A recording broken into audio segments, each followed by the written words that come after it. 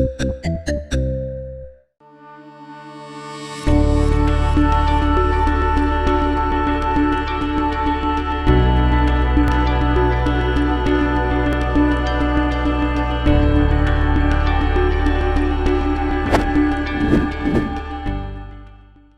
student, Assalamu alaikum. This is Laiba Tariq, your biology instructor from tutorial.pk. Today we are discussing your chapter 26, that is the some major ecosystems of Pakistan and other world.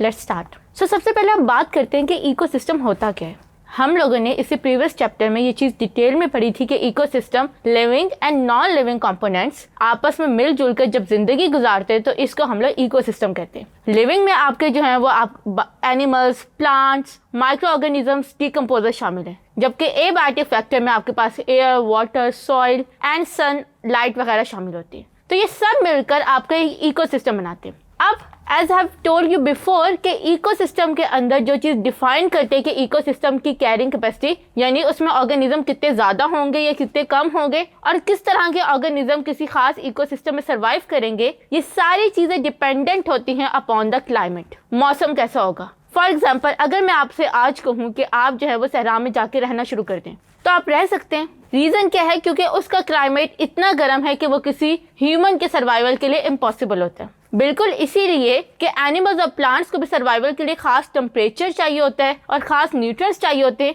तो ये सब जो होता है ये totally dependent होता है climate के ऊपर। अब इसी क्लाइमेट के बेसिस पे हम लोग इकोसिस्टम को दो डिवाइड करते हैं, दो मेजर इकोसिस्टम्स में। एक है टेरेस्ट्रियल इकोसिस्टम या इन्हें हम लोग लिथोस्फेरिक इकोसिस्टम भी कहते हैं। ये वो इकोसिस्टम होते हैं जिसके अंदर सॉइल इन्वॉल्व होती है। As the name sure, lithospheric से आपने याद रखते हैं lithosphere mean, litho mean soil, sphere mean earth. तो वो इकोसिस्टम जो कि अर्थ की लैंड पे होते हैं उनको हम लोग लिथोस्फेरिक इकोसिस्टम कहते हैं। फिर हमारे पास हाइड्रोस्फेरिक इकोसिस्टम आते हैं। ये वो इकोसिस्टम होते हैं जो कि वाटर बॉडीज के अंदर रह रहे होते हैं, यानी पानी के अंदर जितनी भी लाइफ सर्वाइव करती है वो सब हाइड्रोस्फेरिक इकोसिस्टम में हम लोग उसे स्टडी करते हैं। तो इस तरह से हम लोगों के पास जो है वो क्लाइमेटिक कंडीशंस और वाटर कंडीशंस की बेसिस पे इकोसिस्टम्स वजूद में आते हैं और फिर वो अपने टेम्परेचर के अकॉर्डिंग डिफरेंट लाइव्स को फ्लरिश करवाते हैं और कुछ लाइव्स को वो सपोर्ट नहीं करते। तो हर इकोसिस्टम में अपने टेम्परेचर और सर्टेन कंडीशंस की बेसिस पे डिफरेंट लाइफ जो होती है वो फ्लरिश कर रही होती है, सर्वाइव कर रही होती है।